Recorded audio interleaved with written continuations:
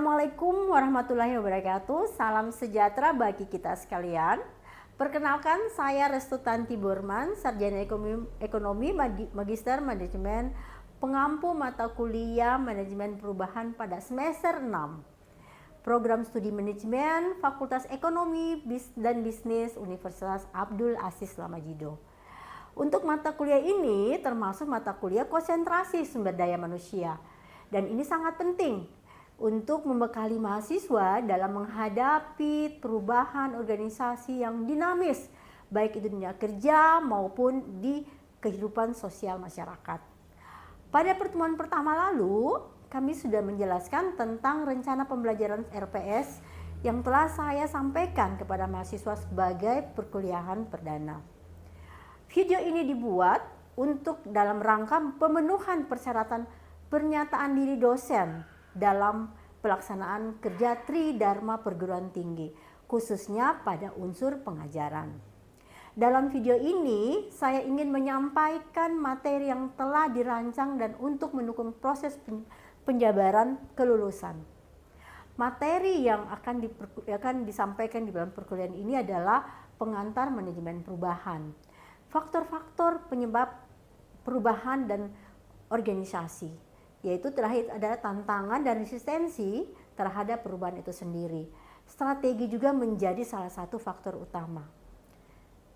Dan usahakan kita akan ada agen perubahan yang terjadi. Dan kontrak perkuliahan yang ingin saya sampaikan bahwa kehadiran mahasiswa minimal 10% atau 80% dari hasil pertemuan. Terus tugas individu yaitu dan diskusi itu 15%. Tugas ujian semester sebanyak 20% dan untuk UAS hasil ujian semester sebanyak 30%.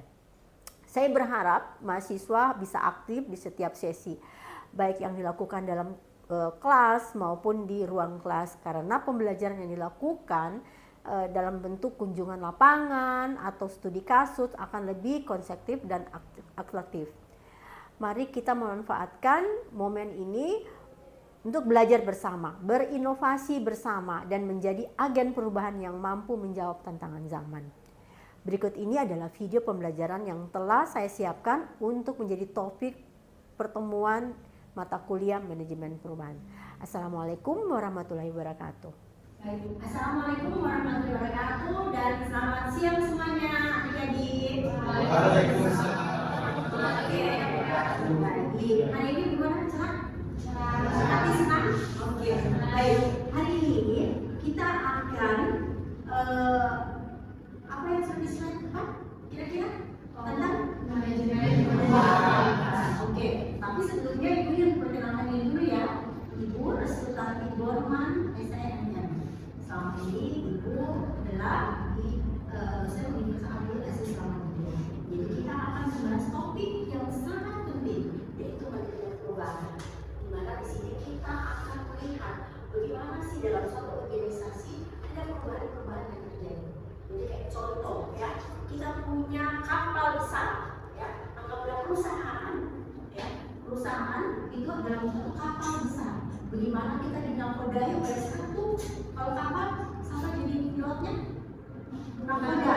Oke, nakodanya. Jadi bagaimana ombaknya dia ya, ke arah di lautan sama dengan itu. Ya, sama perusahaan itu semacam kapal ya, itu merupakan organisasi. Jadi kalau misalnya kapal itu dapat melihat memantau apa yang terjadi di laut, sama dengan juga adalah yang terjadi dalam organisasi. Ada permasalahan-permasalahan, ada perubahan-perubahan dalam terjadi organisasi, sehingga nantinya kita akan bisa melihat. Oke, baik. Jadi di sini kita melihat gimana sih perubahannya. Dalam bentuk organisasi, apakah dia cepat atau dia lambat, karena biasanya akan terjadi kalau ada suatu perubahan pasti ada yang suka dengan tidak suka dengan hal perubahan tersebut. Oke, baik. Sebelum kita masuk kepada apa sih itu manajemen perubahan, kita akan masuk yaitu tentang tujuan pembelajaran. Apa saja yang akan kita bahas, yaitu tentang menjelaskan pengertian daripada manajemen perubahan itu sendiri. Yang kedua adalah mengidentifikasi penyebab ya dan jenis-jenis adanya perubahan organisasi. Terus yang ketiga adalah menumbuh kembangkan ya kesadaran pentingnya kemampuan adaptif. Ya.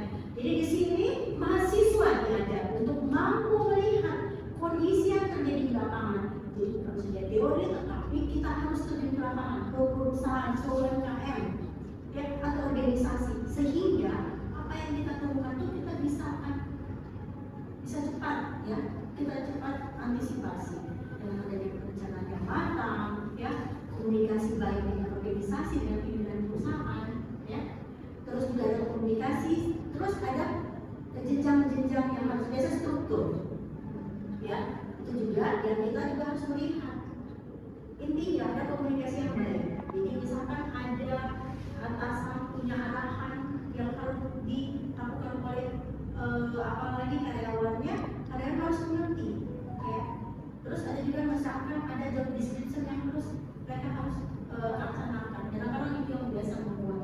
Terus biasa juga kadang-kadang ada hambatan komunikasi. Terus biasanya karena organisasi atau karyawan tersebut sudah nyaman dengan satu tempat, ya.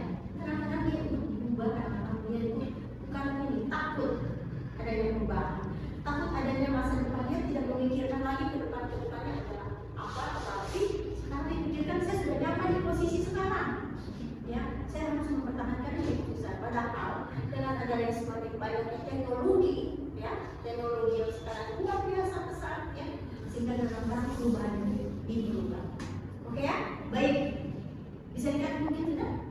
Baik, kita masuk ke slide berikutnya ya, ke pengantar, ya, bagaimana sih dunia usaha sekarang berubah. Jadi kita, ya, semakin hari dunia usaha pasti akan perubahan yang terjadi dalam lingkungan, ya. Sehari-hari kita, ya, sehari-hari coba di kehidupan sehari-hari kalian biasa ada perubahan nggak? Setiap terjadi misalkan bangun tidur, apa yang dikerjakan pasti akan berubah lagi, ya, berubah dan setiap hari akan berubah. Perubahan itu sangat penting untuk kita bisa melihat, mengevaluasi apa yang sudah kita kerjakan hari ini, untuk kita kerjakan ke depan besoknya lagi, lusa dan seterusnya. Begitu juga dalam dunia usaha atau organisasi, ya. Terus itu gimana? Kita harus adaptasi, ya, adaptasi dengan inovasi. Jadi kita harus selalu bergerak, melakukan perubahan-perubahan. Ada inovasi yang terjadi yang sekarang, apalagi sekarang IT. Ada sekarang misalnya contoh penjualan tidak perlu lagi kita dengan ada buku atau toko, dengan adanya kita online di mana? TikTok, di Shopee, ya, itu banyak. Jadi semuanya ini kita mau tidak mau kita harus berdamai dengan namanya perubahan dan inovasi. Dan yang ketiga adalah peran penting manajer. Jadi menghadapi tantangan. Jadi dia team leader, ya, yang disampaikan tadi kayak nakoda kapalnya. Dia mau bawa kemana kapal ini, ya? Karena walaupun misalkan dia sudah punya perencanaan yang matang, ya, dia punya SDM yang baik, ya, tapi tidak diberi dengan misalkan teknologi yang sudah misalkan sekarang yang luar biasa, terus dengan misalkan aturan-aturan main yang diberikan pemerintah, regulasi-regulasi, ya, persaingan pasar, nah itu kadang-kadang kita juga bisa akan kena. Kita akan misalkan kayak nakoda kayak saya selalu ibu bilang, selalu kayak semacam naik kapal, kita mau bawa kemana di kapal, ya. Kita mau misalkan kan kalau kapal biasa kadang-kadang ada pasang surut yang ada hujan, ada badai, itu juga sama, ya, pasang surut daripada organisasi, daripada perusahaan.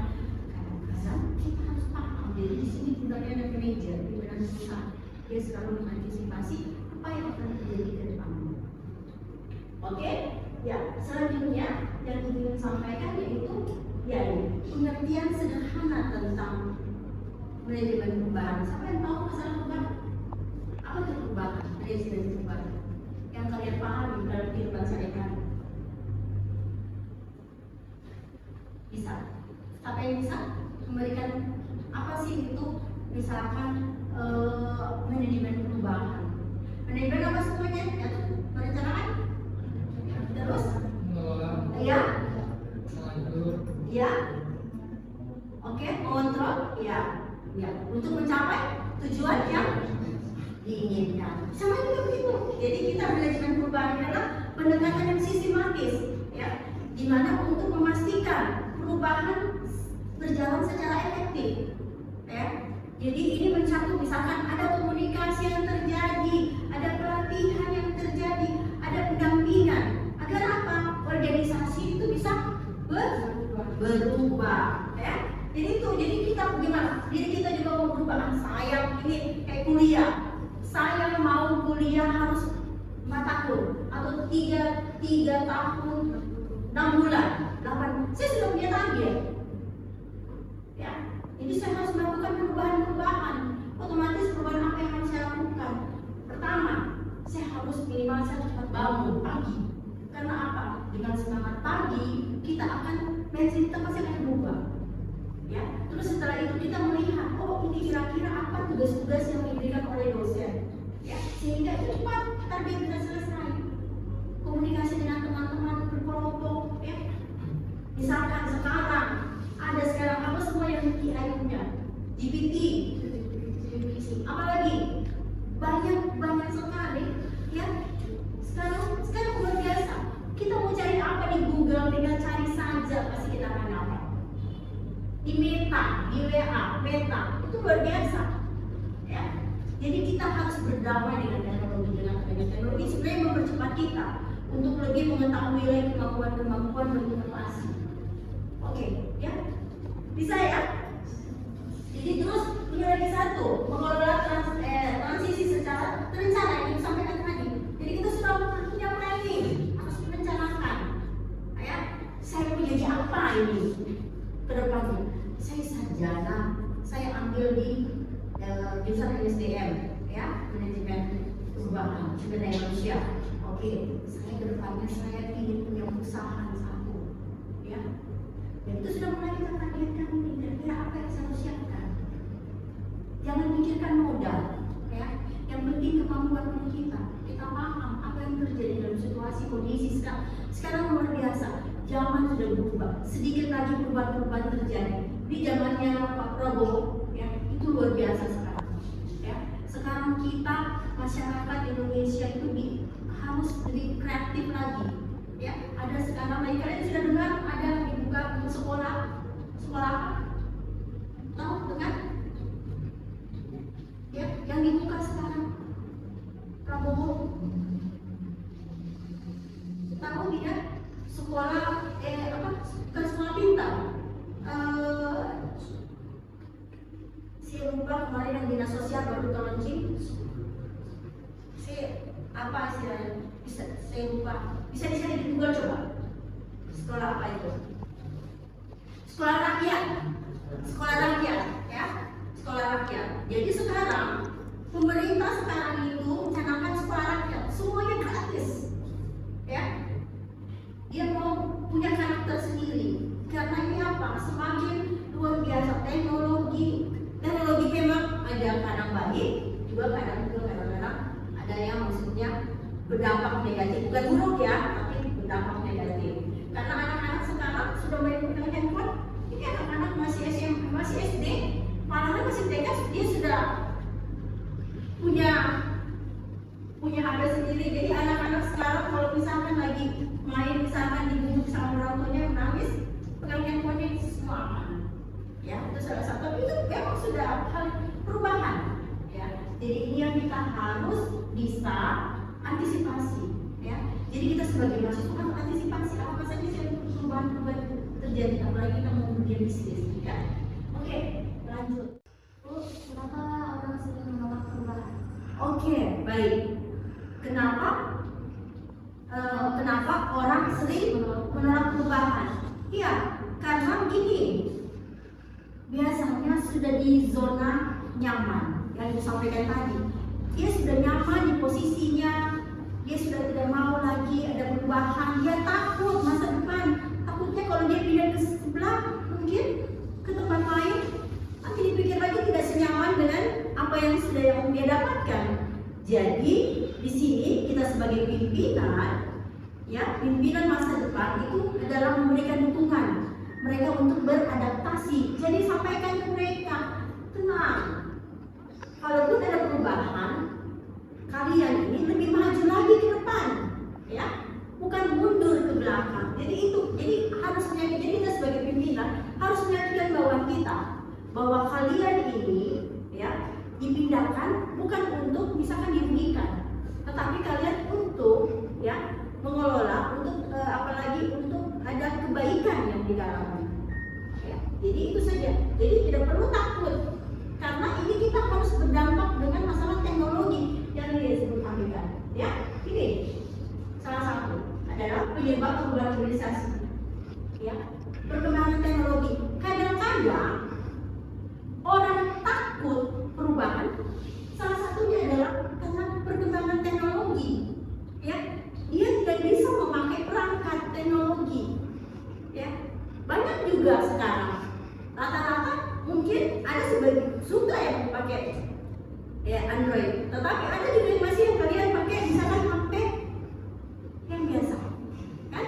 Yaitu salah satu perkembangan teknologi. Terus ada namanya regulasi dari pemerintah. Biasanya pejabat baru akan mengganti lagi peraturan-peraturan ya dengan pejabat lama. Biasanya begitu terjadi. Ya, jadi kadang-kadang pengusaha itu atau perusahaan bisa kadang-kadang maksudnya bingung. Jadi dia harus menyesuaikan dengan peraturan-peraturan pemerintah, regulasi-regulasi yang diberikan oleh pemerintah terhadap studi swasta. Dan dia persaingan pasar. Kita kalau tidak bisa bersaing dengan sehat yang baik, kita akan ketinggalan.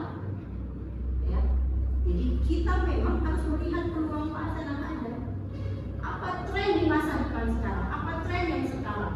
Oh, sekarang tren di dalam penjualan online. Kita harus lakukan pembenahan. Berarti karyawan-karyawan kita harus dengan IT, harus dengan misalkan HP, harus misalkan dengan komputer.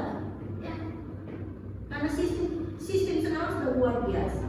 Ya. Terus budaya organisasi, itu budaya organisasi, bagaimana struktur dan kedisiplinannya. Itu harus dilihat agar supaya perubahan-perubahan yang terjadi itu dapat dimaksimalkan. Oke ya? Oke. Sekarang kita masuk di jenis perubahan. Ada struktural di situ, ada teknologi, ada proses kerja, ada budaya organisasi. Di struktural, ya. Di struktural biasanya pimpinan perusahaan, staff dan lainnya, ya. Manajer, itu biasanya memang bisa ada perubahan. Contoh saja ya, sekarang yang terjadi misalkan dalam pemerintahan, ya, dalam pemerintahan sekarang kita selalu kita lihat karena sekarang yang terjadi ya manajemen perubahan itu terjadi di mana saja, di pemerintahan, di swasta, di organisasi, ya, lingkungan kita sekitar kehidupan sehari-hari di struktural ya. Misalkan sekarang kalian tahu menteri yang di sini ada berapa? Tidak? Menterinya Prabowo sekarang ada berapa? Kalian tahu menterinya coba Google diperbandingkan dengan menterinya sekarang zamannya Jokowi, perubahan struktural luar biasa. Jadi dia selalu menyesuaikan, ya, menyesuaikan dengan apa yang terjadi sekarang. Ya. Sudah bisa? Berapa perbandingannya? Lebih gemuk? Gemuk mana? Pemerintahan Prabowo atau gemuk kayaknya pemerintahan Prabowo dari mana? Karena banyak kepentingan yang harus diambil di situ. Ya, itulah salah satu perubahan yang terjadi. Suka dan tidak suka kita. Ya. Terus namanya ada teknologi. Ya, teknologi yang disampaikan tadi, kita harus berdamai dengan teknologi. Ya, yang kita gaptek dengan teknologi, kita harus sekarang sudah support dengan teknologi. Di YouTube sekarang luar biasa, kita mencari apapun ada di situ sekarang. Kalian sebagai mahasiswa sangat belajar, ya, tidak perlu lagi kalian harus mengeluarkan biaya yang besar untuk ikut pelatihan, tidak perlu. Tapi dengan adanya di YouTube kalian nonton saja sering-kali kalian akan belajar dengan baik. Ya, sudah sekarang sudah luar biasa pakai link Zoom saja pelatihan paling 100.000, 99.000 kalian sudah mendapatkan pelatihan. Ya, terus ya, terus proses kerja ini kita harus bagaimana proses kerja sudah harus lagi ke depannya, bagaimana kita harus rajin, ya, kita harus tetap berjuang keras, bagaimana kita satu lagi. Budaya organisasi itu penting ya. Jadi yang lambat-lambat ini kalian ini yang sekarang sering-sering lambat-lambat kalau masuk kelas, nah itu salah satu budaya organisasi yang kurang di situ. Jadi sudah harus ya, kita kayak Cina sekarang luar biasa, Jepang sekarang luar biasa, kita harus ikuti mereka, ikuti dengan apa budaya organisasinya ya. Oke, kita lanjut ya. Nih kita lihat contoh kasus yang terjadi COVID kemarin ya.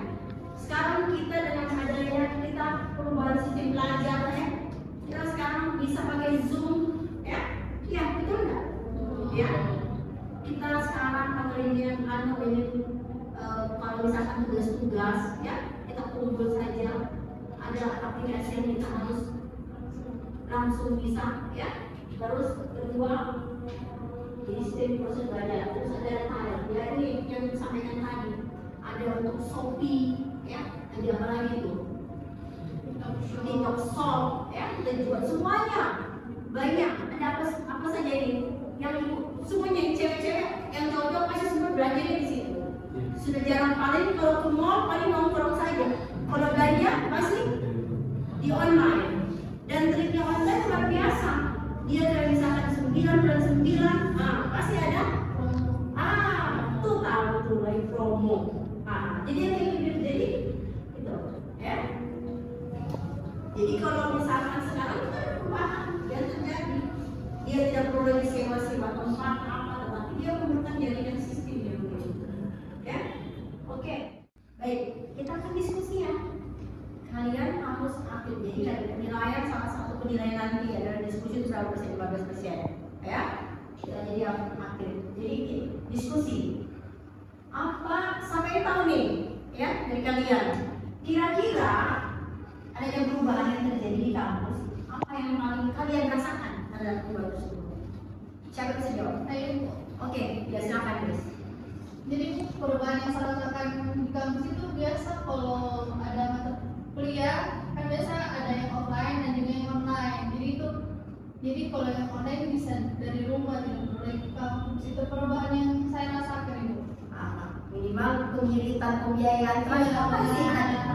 Oke. Terus kalau dampaknya perubahan cara belajarnya Desi bagaimana? Jadi dari perubahan ada offline ke online, biasanya dari online ini tuh jadi kurang apa ya, jadi tidak terlalu fokus. Jadi kalau online tidak terlalu, kita tidur sebagai dosen tidak terlalu kontrol iya, ya. tidak terkontrol. Sehingga banyak tugas pasti. Benar. diberikan. Jadi kalau solusinya kalau misalkan kalau tugas gimana tuh? Kalau sekarang tugas biasa juga dibantu dengan teknologi sekarang yaitu AI. Ya, itu salah satunya ya. Jadi ada plus minusnya. Ya. Nah, jadi kita itu saya sampaikan tadi sampaikan. Kita harus selalu berdamai dengan adanya teknologi. Karena salah satu perubahan adalah perubahan teknologi. Ya. Jadi oke, nanti ibu ada tugas buat kalian semuanya. Ya. Kalian tugas, kalian silakan ya gini ya, satu kelompok 2 orang aja, jangan banyak-banyak supaya ibu bisa mengevaluasi kalian.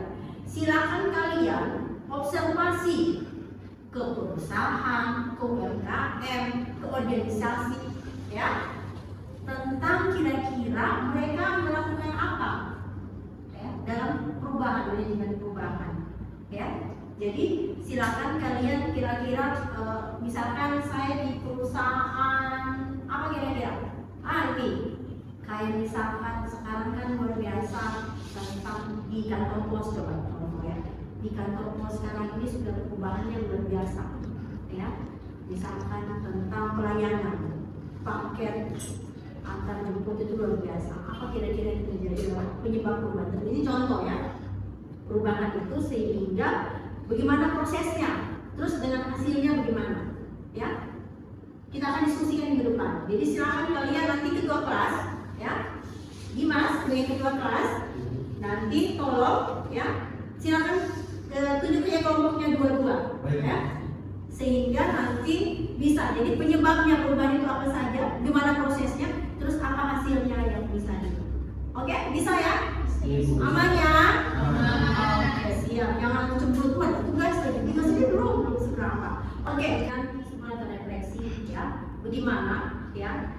Sebagai seorang pemimpin masa depan, kalian ini pemimpin masa depan semuanya ya, amin ya. Semoga ini kalian jadi pengusaha sukses, kalau menjadi pejabat-pejabat sukses, menjadi anggota dewan kerutan sukses ya. Pokoknya jadi entrepreneur silakan ya. Silakan berangan bermimpi yang setinggi-tingginya, karena mimpi adalah gratis, tidak perlu bayar ya, yang penting semangat. Oke, jadi seorang pemimpin kita harus menjadi agen perubahan ya. Pemimpin harus jadi agen perubahan. Setiap agen perubahan saya harus berubah untuk lebih baik lagi. Jadi terbuka, siap belajar, siap bekerja, disiplin ya utama. Jangan malas-malas. Kalau berisi tugas sebentar, tugas lagi ya. Jadi kalian di sini bagaimana? Kalian harus tetap harus belajar ya, harus terbuka, harus siap dan adaptif ya. Dunia ini menunggu kita punya profesional ya. Kalau kita mampu ya bersaing dengan teman-teman yang lain, insya Allah kita akan menjadi orang sukses di masa depan ya. Oke, jadi ingat tugas menanti. Silakan kalian melakukan survei lapangan ya, observasi kita diskusikan di minggu depan. Oke, terima kasih banyak ya atas waktu yang diberikan buat adik-adik mahasiswa ya. Jangan lupa kerjakan tugas sekali lagi, jangan lupa kerjakan tugas, jangan copy paste ya, baca apa yang perlu dibaca ya, ditelaah dengan baik-baik, karena ilmu itu adalah investasi masa depan kalian ya. Harta itu bisa hilang, tetapi ilmu itu akan melekat. Dan kalau kalian sampaikan ke semua peserta 1, 2, 3 dan seterusnya, itu amal jariah kalian akan panjang ya. Jadi kita harus memahami. Jadi jangan sedikit dengan ilmu ya. Kalau ada yang bertanya, teman-teman bertanya, jelaskan kalau tahu ya. Oke, baik. Jadi mungkin itu saja yang saya sampaikan. Wabillahi taufiq wal hidayah. Assalamualaikum warahmatullahi wabarakatuh. Semangat semuanya ya. Assalamualaikum warahmatullahi wabarakatuh.